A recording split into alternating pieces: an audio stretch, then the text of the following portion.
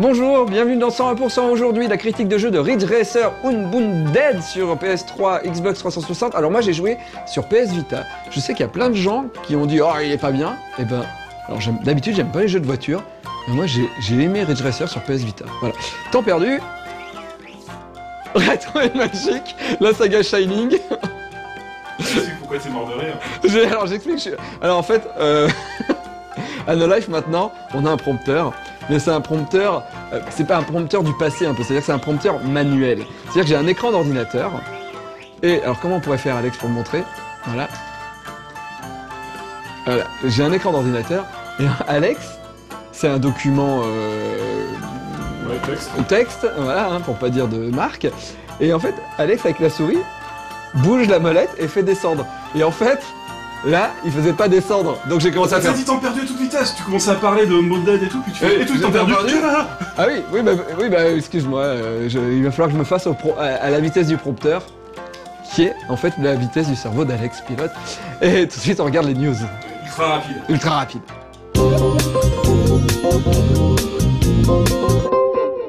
Well, hello Kickstarter, I'm Jordan Weissman.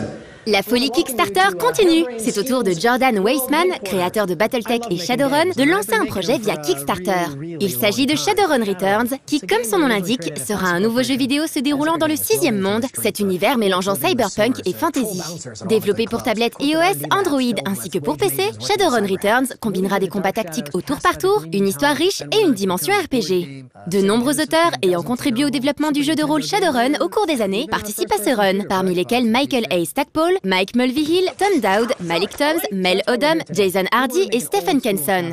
Shadowrun Returns se déroulera en 2050, l'époque de la première édition de Shadowrun. A noter qu'un autre jeu Shadowrun est en développement, Shadowrun Online, un MMO qui se déroule quant à lui en 2070, l'époque de l'édition actuelle. Et on nous annonce qu'il y aura des liens scénaristiques entre les deux jeux.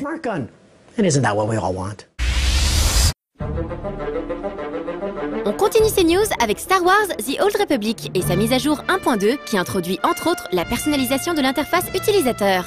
Les joueurs pourront désormais définir la taille et la position de chaque élément d'interface selon leurs préférences. Cette mise à jour ajoutera d'autres fonctionnalités inédites comme des opérations ou des zones de guerre, ainsi que les banques de guildes, le classement des zones de guerre joueur contre joueur et une nouvelle phase du système héritage. Bref, un contenu relativement massif pour un MMORPG qui l'est tout autant.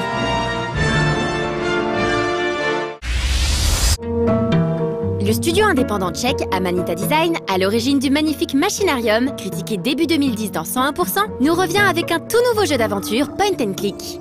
Appelé Botanicula, ce dernier est annoncé pour Windows, Mac et Linux pour le 19 avril prochain. Une nouvelle fois, il est difficile de ne pas totalement craquer pour la sublime direction artistique du jeu, qui met cette fois-ci en scène 5 petites créatures qui partent en quête de la dernière graine de leur arbre maison, infestée par d'affreux parasites. Les 5 petites créatures en question sont les suivantes. Mr. Twig, une petite brindille de bois. Mr. Lanterne, qui ressemble à une pêche lumineuse. Mr. Poppyhead. Mr. Mushroom, qui renvoie au nom du studio Amanita Design, qui reprend celui d'une espèce de champignon. Et enfin Mr. Feather, une espèce de moustique sans ailes, qui vole à l'aide d'une unique plume bien trop grande pour sa petite constitution. Une fine équipe très attachante, vous en conviendrez sans mal. Les musiques et les bruitages du jeu ont été créés par le groupe alternatif tchèque DVA. La bande-son de Botanicula a décroché le prix Excellence Audio lors du dernier et 14e Independent Games Festival, qui avait consacré en mars dernier le très attendu Fez, qui sera téléchargeable sur le Xbox Live Arcade le 13 avril prochain. Comptez sur nous pour faire les critiques de ces 2 petites merveilles annoncées dans 101%.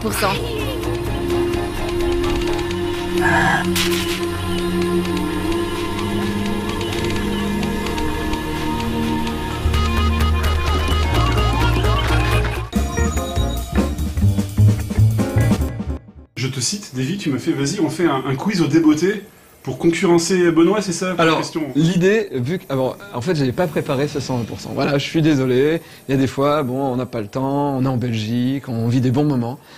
Et finalement, on travaille pas et on n'a pas écrit son 101%. Donc, je viens de voir Benoît dans Question pour un champion. Et je me dis, mais moi aussi, j'ai envie d'avoir mon Question pour un champion. Et mais geek, bien sûr. Et donc je te dis, viens au débeauté. Alors au débeauté, c'est un terme un peu vieillot. Oui, j'aime bien, ça sonne. Voilà. Viens au débeauté, on fait un quiz. Mais j'ai cru que tu allais aller sur Internet, aller voir des trucs pour poser des questions. Mais là, tu me dis, si, on y va. Alors, bon, ok, alors ça se passe... Alors, 2 questions par plateau. Ok, 2 questions par plateau. 2 questions par plateau, je buzz pas. Par contre, bon, je te fais un quiz, je vais pas te faire toute la mise en scène, top je suis, blablabla. Hein. Je te pose la question, puis tu dis je vois. Mais alors, on est d'accord que, bon, on est sur No Life, donc il y a la J-Musique sur No Life. Non, je te fais des trucs que tu peux savoir. Ah, d'accord. Parce que la première question sur Albator. D'accord, la J-Musique, je serais mal barré. Alors, l'œil crevé d'Albator, droite ou gauche? Gauche. Ok.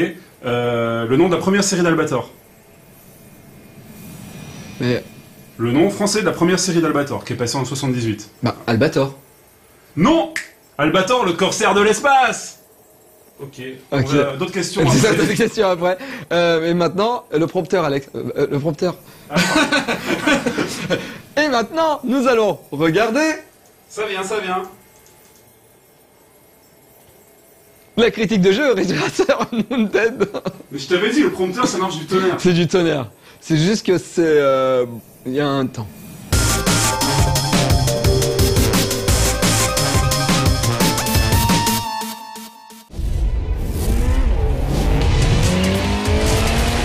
Quand on vous dit Reiko Nagase, virage en épingle et dérapage en longueur, vous êtes censé répondre naturellement Ridge Racer. Après un dernier épisode pas des plus marquants, rappelez-vous Ridge Racer Vita et de ses 3 malheureux circuits, le jeu de course arcade de Namco Bandai nous revient sur console HD et PC dans un nouveau volet intitulé Unbounded. Cette fois-ci, c'est à Bugbear Entertainment, l'équipe à l'origine du déjanté Flatout, que le développement du jeu a été confié. Le studio finlandais avait pour mission de respecter cette ligne de conduite, garder les bases du gameplay de Ridge Racer tout en le rendant plus grand public, en le mariant avec des éléments issus d'autres licences, Need for Speed et Burnout pour ne pas les citer. Plutôt qu'une suite, Unbounded fait donc office de reboot ou plutôt de spin-off, car c'est dans l'optique de proposer une expérience nouvelle que ce dernier a été conçu. Bugbear a ainsi respecté à la lettre la consigne de Namco pour donner naissance à un épisode différent des autres Ridge Racer sur de nombreux points, pour le meilleur et pour le pire.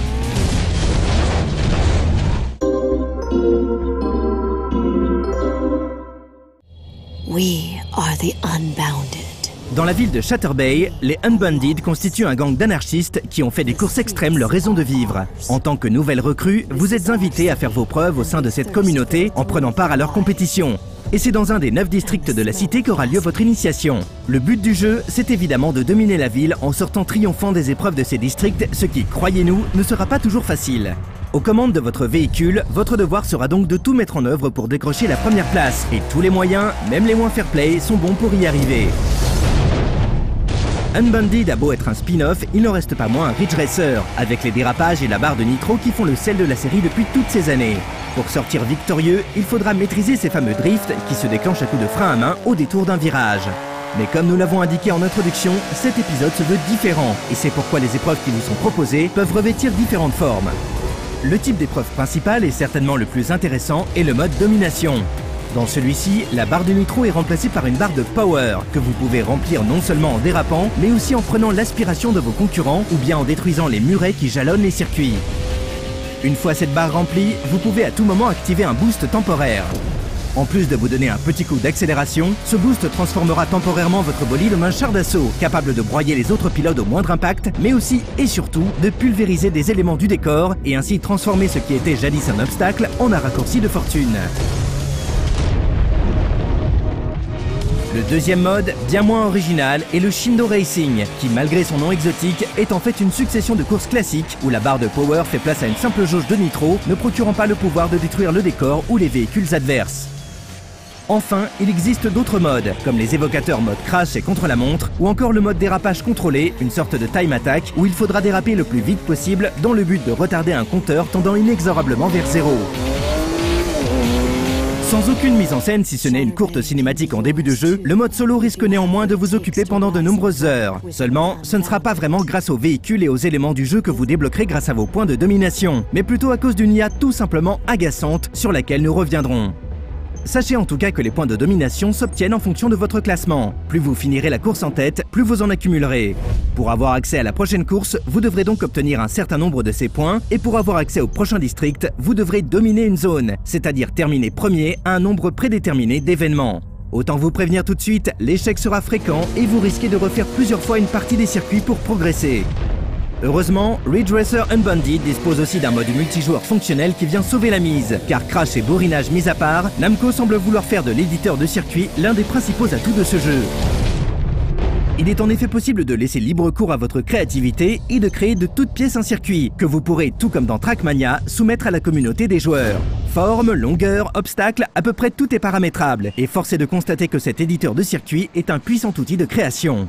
Le seul hic, c'est que les développeurs semblent eux aussi avoir utilisé le City Creator pour le mode solo, et cela se ressent par un manque d'originalité des pistes.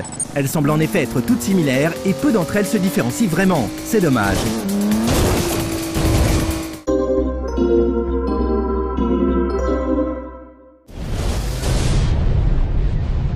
Prenez Burnout pour les takedowns, Flatout pour son excentricité et un tout petit peu de Ridge Racer pour ses dérapages, et vous obtenez Unbounded, un jeu qui ressemble à tout, sauf à Ridge Racer. Sans âme ni personnalité propre, le dernier né de Bugbear emprunte maladroitement des features à d'autres jeux qui ont fait leurs preuves, pour en faire un patchwork étrange et malheureusement insatisfaisant. Vous l'aurez compris en regardant cette critique, Unbounded propose de très bonnes idées, mais les exploite mal.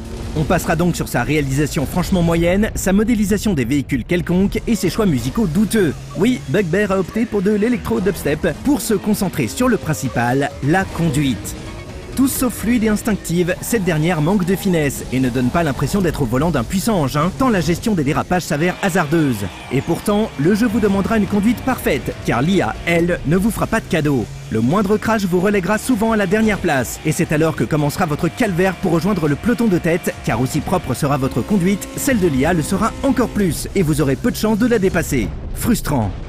Le véritable point fort de Ridge Racer Unbounded reste de toute évidence son mode multijoueur qui, pour le coup, est efficace. On ne déplore que peu de lag et il est toujours agréable de faire la course avec d'autres joueurs sur des circuits créés par la communauté. Finalement, la différence qu'entretient cet épisode par rapport aux autres Ridge Racer est à la fois sa force et sa faiblesse. Unbounded n'a en effet pas grand chose à voir avec ses prédécesseurs, et il aurait sûrement été mieux accueilli s'il ne portait pas le nom Ridge Racer, puisque les fans de la série n'ont jamais demandé une telle surenchère de crash et d'explosions. Les autres, c'est-à-dire ceux qui ne jurent que par les licences concurrentes, risquent par contre d'être attirés par ce compromis qui pointe le bout de son nez à une période où il n'y a ni Burnout ni Need for Speed à l'horizon. À vous donc de savoir quel type de joueur arcade vous êtes, pour décider si oui ou non Unbounded a le potentiel de vous séduire.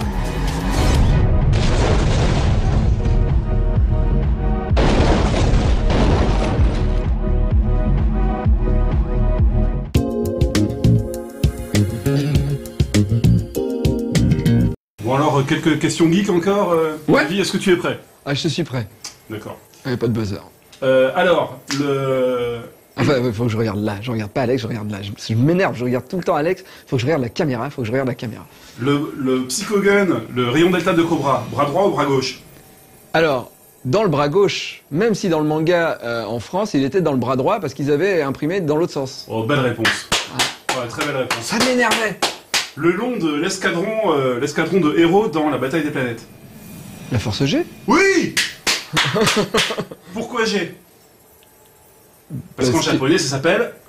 Gatchaman. Oui. J'allais bien parce qu'il savait super bien faire jouir les femmes. On regarde Temps perdu.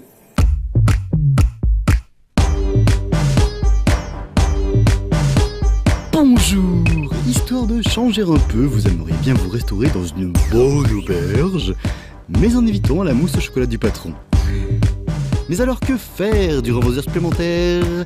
Bienvenue dans Temps perdu. Les extraterrestres, parfois, ils sont pas cool. Ah bah oui, envahir notre belle planète bleue, enfin gris-bleu maintenant, c'est pas sympa, mais on a l'habitude. Mais envahir notre petite bouboule perdue dans l'espace, qui est infinie, je le rappelle, pour y inverser la gravité, bah ça le fait carrément pas. Parce que dans Airscape, par exemple, pour sauver la Terre, et bah du coup, on doit incarner un poulpe. Il n'y a rien que je déteste plus que les poulpes. Pas le nôtre, hein, ne vous inquiétez pas. Mais les poulpes, ils ont des tentacules. Et quand ils marchent, et bah, ils sont pas super maniables. Alors forcément, dans Airscape, bah c'est bien, mais c'est galère. Alors moi, je suis pas content que les extraterrestres ils envahissent la Terre.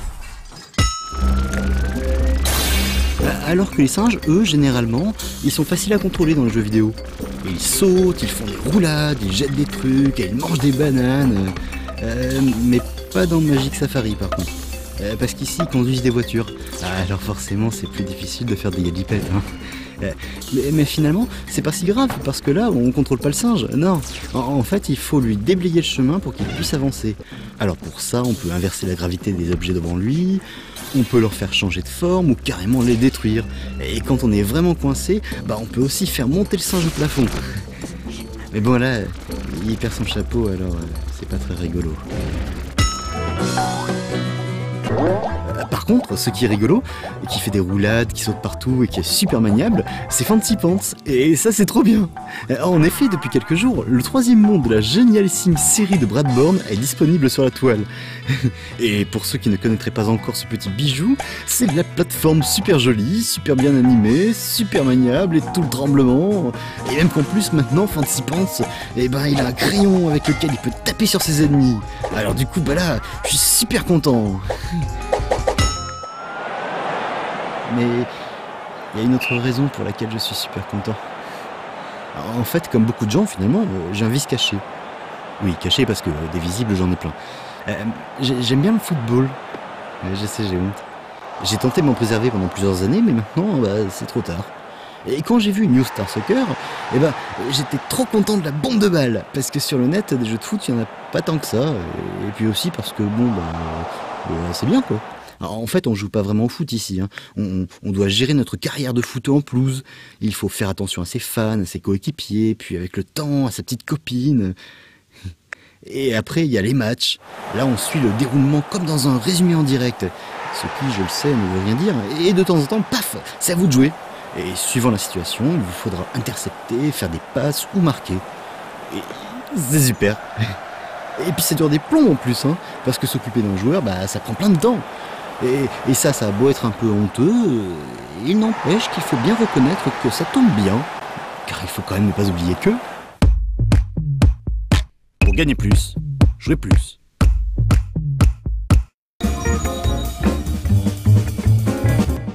J'ai pas mal de points quand même. Alors, on n'a pas compté, mais j'ai pas mal de points. Parmi ces séries, il y en a une qui n'est pas 100% japonaise. Je veux dire, pas 100% produite au Japon. Ulysse 31. Alors, je te donne 3 titres. Candy, Tom Sawyer et Samurai Pizza 4. Samurai Pizza 4. Ah, bravo! Ça a été effectivement remanié par Saban et toutes les musiques ont été refaites. Bon, merci. J'ai une question, c'est tout? T'en veux une autre? Mais t'as le temps de réfléchir. Combien d'épisodes de Cité d'Or? Combien il y a d'épisodes de Cité d'Or?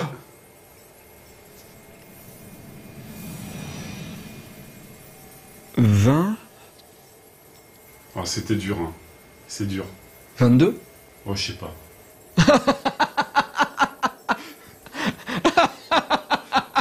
Allez, 39, je dirais.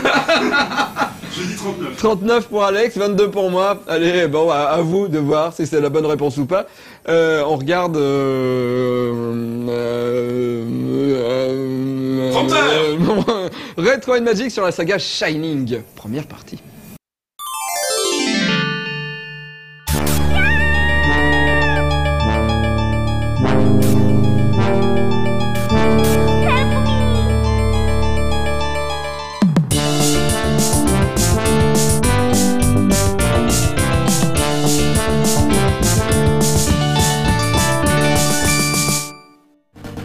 Co-créée par Sega, Camelot et Climax, la série des Shining fait partie des incontournables pour tout amateur de RPG possédant une console Sega. Cette série s'est déclinée au sein de gameplay très variés.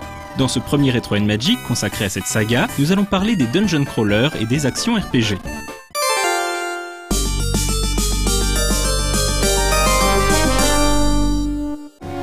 Shining in the Darkness se déroule dans le royaume de Stormsong, un univers d'heroic fantasy traditionnel peuplé de chevaliers, de magiciens et de diverses créatures fantastiques.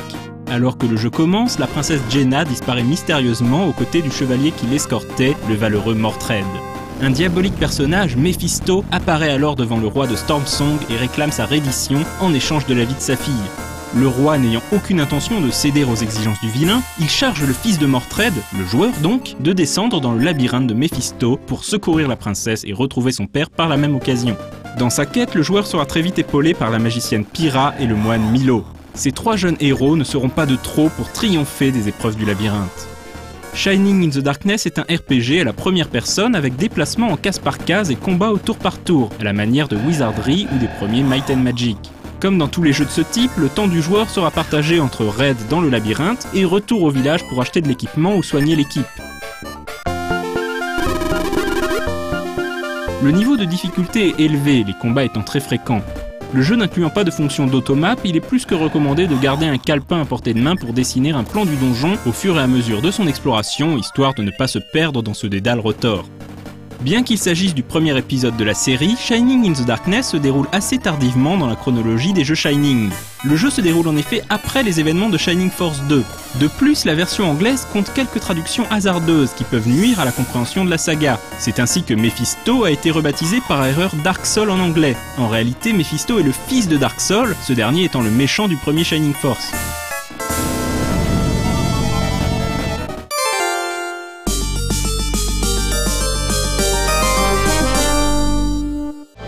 Après plusieurs épisodes de Shining Force, Camelot change de registre avec Shining Wisdom, un jeu d'action-aventure évoquant la série des Zelda.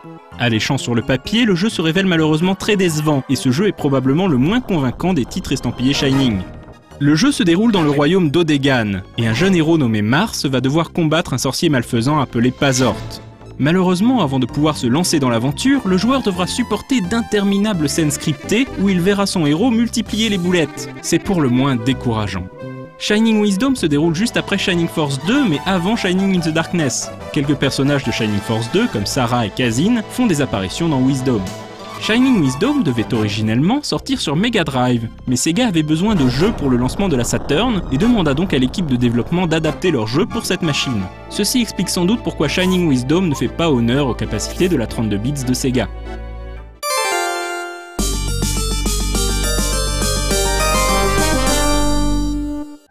En 1996, Camelot donne une vraie suite à Shining in the Darkness avec Shining the Holy Ark. Fidèle au gameplay de l'original, The Holy Ark est un dungeon crawler à la première personne, à la différence que les graphismes sont cette fois-ci en vrai 3D. Petite touche sympathique, lorsqu'un personnage autre que celui du joueur attaque un ennemi, le joueur le verra s'avancer pour attaquer.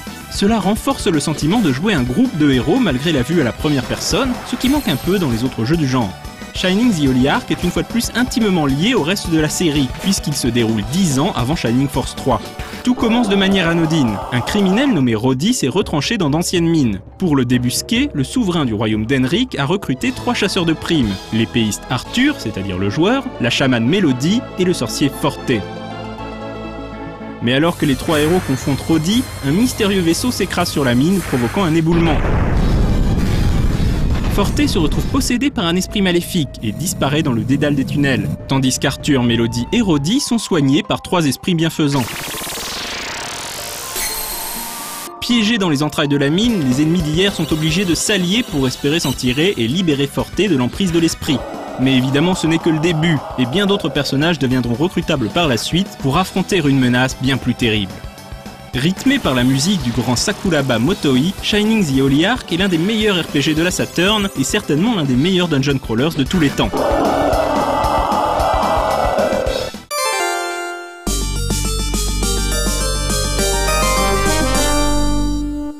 Dans un prochain Retro & Magic, nous parlerons des autres jeux ayant fait la légende de la saga Shining, à savoir les épisodes Shining Force.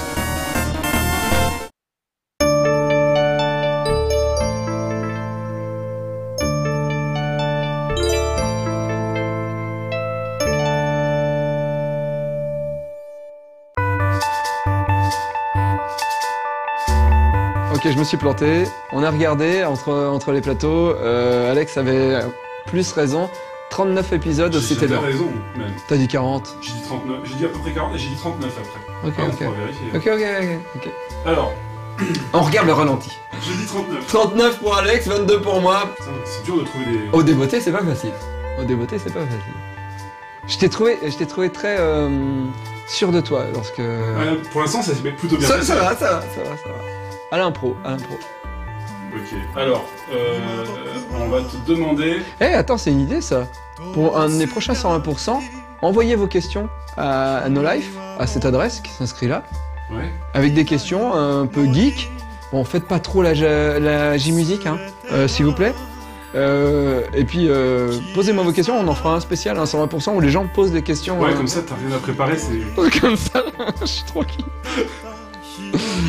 Ok, top. Je suis une série japonaise qui était honteusement inspirée de Star Wars, mais c'est quand même génial. Sankukai. Yes. J'ai pleuré quand ils ont arrêté Sankukai. Que signifie Sankukai en japonais? Star Wars. Mais non, la montagne, le ciel et la mer, bien sûr. Eh oui. C'est vrai? Ouais. Sankukai.